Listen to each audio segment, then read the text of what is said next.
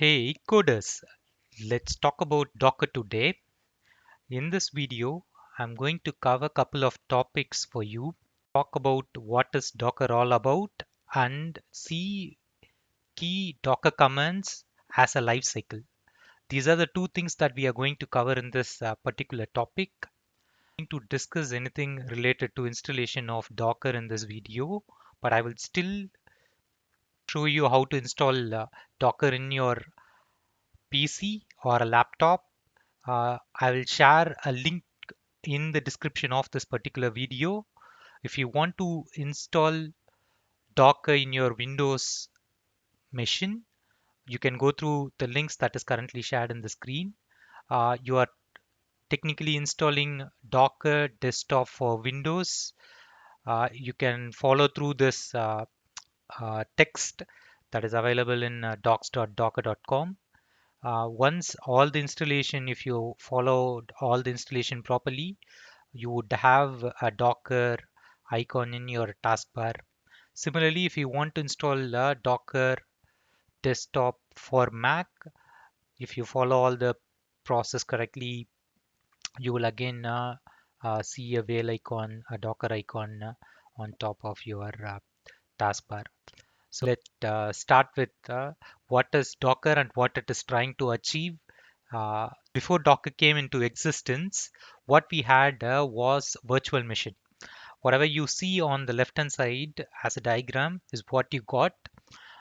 So you have your own personal PC or a server where it got a base operating system. It can be a Windows OS or a Linux OS or a Macintosh OS. It can be any OS. You have a service, maybe a hypervisor, which interact with your virtual machine to your OS.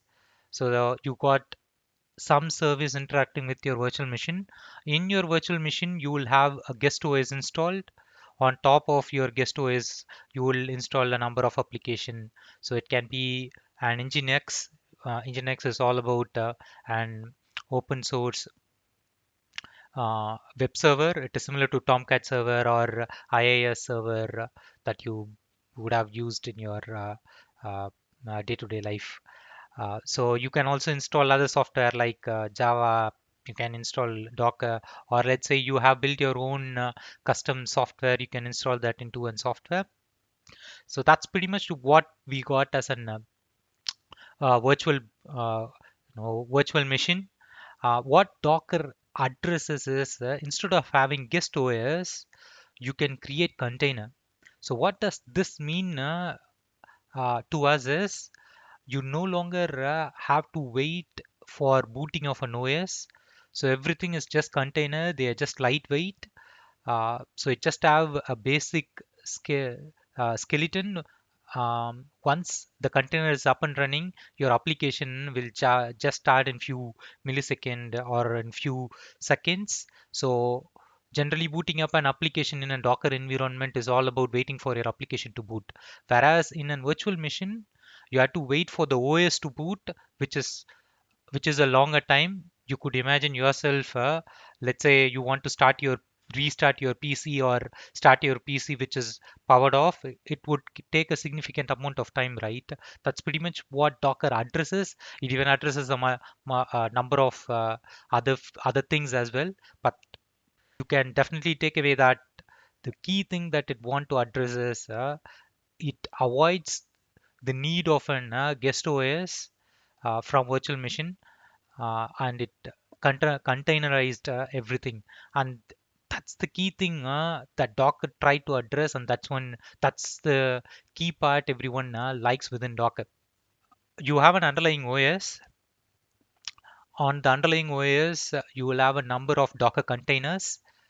Within each containers, you can have a number of image. On this case, on the diagram that you are seeing right now, uh, there are two containers. Each container have single image on them, but definitely you can have multiple images on each containers. So you can run Nginx, Java, Tomcat server in one single container. It is all fine, but the general normal way everyone uses Docker is one container per image is what they use. So the key thing to take away from here is, but a container, within each container you just have an image. If you ask me what is an image, image is all but software. uh, let's say you use Chrome browser, right? Chrome browser is and software and nothing more than that. You Any application that runs on your PC is an software. So they are all available as an image. It's a Docker term of saying a software. Software is just a plain image and nothing more. Okay. Docker has its own image repository or a collection of image. A collection of image is already maintained by Docker. They call it Docker Hub, where you can find all sorts of images. You can browse through that by yourself. Uh, you definitely, I would definitely recommend you to create a user ID, a credential for yourself to log into dockerhub.com. So URL hub.docker.com. I've already logged in as myself. So it is just taking directly to my repository, but you can still search for all the image in the search bar that is available. Let's say I want to install Java in my Java Java Docker image. I can definitely find an image. You have to look for a tagline called official image. All official images are something supported by the open source community itself. I would definitely recommend that you download official images. I'll come to a point. What do you mean by downloading an image? That is something that will make sense in a few minutes. So let's say if I want to install Node, you can download this particular image. Let's say I want to do Tomcat, Groovy, Jetty, whatever. So let's say as you know, Java has its own version. Let's say you want to download Java 9, Java 11. In Docker term, they are all called tags. Tags are nothing but the version. So there are a number of versions for you to download. So these are the version name that you can download. It'll make sense in few minutes, but whenever I say version tag, it just means the same. So this is just an open JDK. So that's an overview of what is Docker and where to download Docker images from. You have to definitely create a profile for yourself. Do log into Docker Hub and then create yourself a credential. Okay. Each whenever when I said Java, uh, even though I said image, it is just a repository. It is similar to Git repository, where Git has the collection of code. Docker Hub has a collection of image. Just like a repository of code in Git, it is just a repository of image in Docker Hub. Nothing more, nothing less. So that's what we want to cover as an overview. Let's see few Docker commands so that you can wrap your mind around what is a Docker command is all about. So I've said Docker image is all about a software. So let's download a software first, and then let's create a container, and then let me walk through what is a Docker command is all about. So to see a list of Docker images that is currently available in your system. Before you install any software, you have to download the software, right? It is similar to that. Before running the software in any Docker container, you have to download the software, which is just downloading the image. To see what are all the list of software or images that is available in your Docker, all you have to type is Docker images. This command will list all the images that is currently available for you to run in Docker container. Okay. Currently, I do not have any Docker images. That's what you see. Currently, you see repository, tag, image ID, created and size. So that they are just the label, but currently there are no Docker images that are available. So let's try to download Ingress. As you know, Ingress is an web server. That's a very famous web server. Uh, if you want to deploy something on a uh, Docker hosted web server, you do that with engine Ingress server. So let's download that. So to how to download an images, you execute a command called docker pull and the image name. So nginx is what we are going to do. I've not given any tag, so by default it will try to uh, download latest. That's what you could see. Let's wait for it to complete. So now my Docker image is totally downloaded, and you could see that it downloaded an image called Nginx, and the version or the tag that it downloaded was latest. If I want, I could have actually given it as latest. It means exactly the same. If I do not provide a tag, it always downloads the latest. If I know what version I want to download, I can definitely give. You already know how to get the version name. Version name is nothing but the tag name. Whatever you see on the tag, uh, you know, tag tab on hub.docker.com, you can definitely use that. So if I run my command docker images now, it should tell me that I should have nginx. As I said, images are nothing but software. Within Docker, all images are called as repository. So it is just Nginx repository. Repository exactly means a software, exactly means an image. They are just equivalent to one another on this particular context. So I have an repository name, a tag name, an image ID. Uh, this image was created 2 weeks ago. The image size is 109 MB, and that's pretty much what the information that you see. So now I got an image. Let's say I want to build a container on top of this particular image. Okay, you run one particular command to create a container. So there is no direct way that you can create a container. All you have to do is just run the software. So running the software will automatically create a container for you. So I'm going to literally run my image. I can give my image ID. This exactly means the same. It will create a container for me. Within the created container, it will try to deploy nginx. I can give the image ID, or I can also give the image that I have actually loaded, the repository name, which is nginx, and the tag name, which is latest. Even on this case, if I don't give colon latest, it still will try to search latest image for nginx within my local server. On this case, I've already have an local image in my local laptop.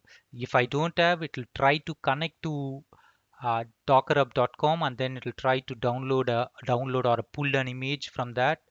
I can totally skip docker pull nginx. It is just an intermediate step. You can totally ignore, or you know uh, you can totally avoid the step of docker pull nginx. If I run docker run nginx, it is definitely going to search on my local docker. It is definitely going to search on my local PC. If it is not available on my local PC, it is definitely going to connect and then trying to down and it will try to download from there. So once I hit enter, it will try to create a container for me. Since this is an web server, I'm going to add another parameter called -p, which is nothing but port. I give in 80, which is my source system within from this particular PC. I'm going to access via 8080 via 80 port. So this 80 port will be mapped to the containers port of 80, because nginx by default exposes 80. So the container exposes the port 80, and I want to listen to port 80. So that's pretty much what this particular -p means. This is just an extra parameter that I have to definitely give for running an any web server. So, so once I hit enter, it is going to create a container for me. Once the container is I once the container is up, it should allow me to access the Nginx server. Just to show you, the container is already running. Just to let you know, I'm going to open a new terminal to list all the containers that is currently running. To list all the images, we already know Docker image is going to give me all the list of images. So to list all the running container, I just type docker ps, which will list all the running containers. So this only shows all the running container.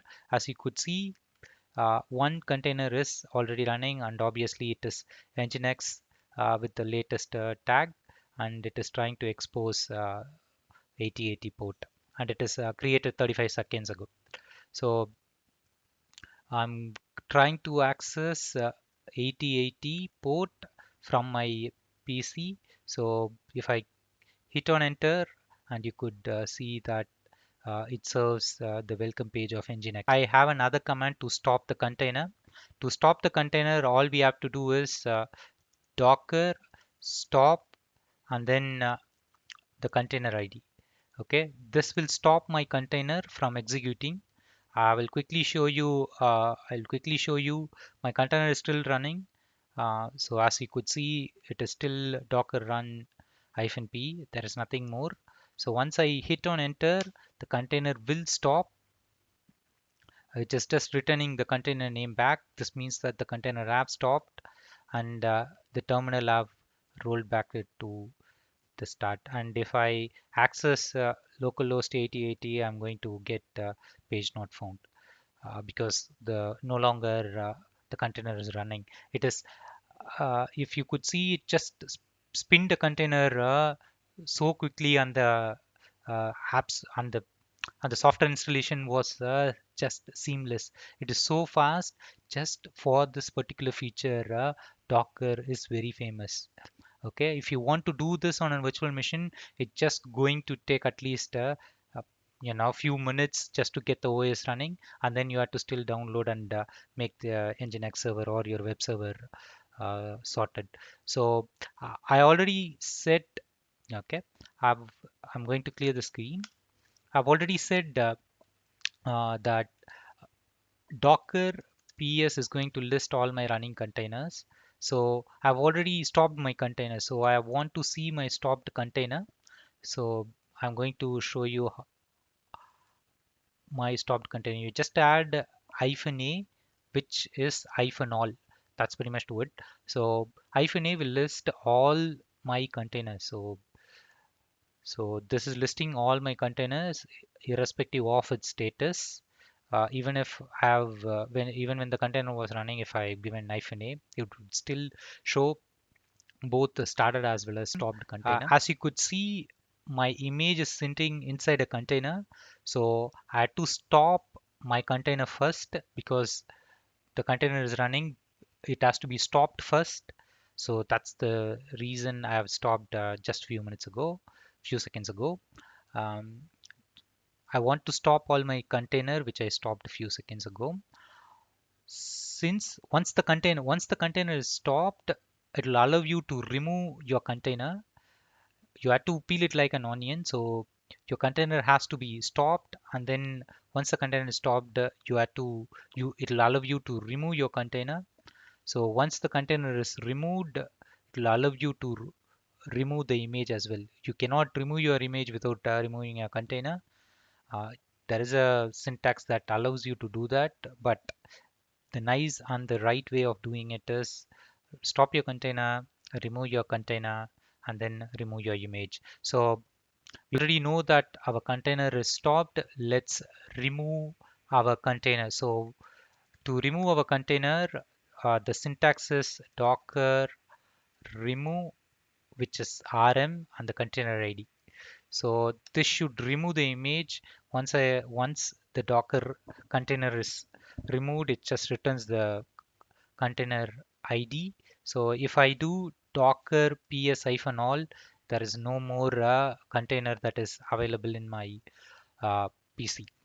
So once the image is removed, once the container is removed, I can now remove my images also. So currently my Docker images are uh, Nginx. I'm going to remove that. To remove image, it is just to remove my container, it is rm. To remove my image, it is rmi, where I means removing off my image. I can definitely give the image id. That's the easy way of doing, but you can definitely give the repository colon tag, which will also do the same thing. Once I click enter, it is just trying to untag and then remove all my images. So quickly, let's see Docker image. So quickly, let's see Docker image, and I no longer have any images. So this is what we want to cover on this video. As usual, we have uploaded all the materials that are showcased in this video in GitHub. I'll add a link on the description of this video for this GitHub as well. This is available for you to view. This is a thing also available as a GitHub page for you to view in later stage if you have any query. So thanks for watching again. Please do like, share and subscribe.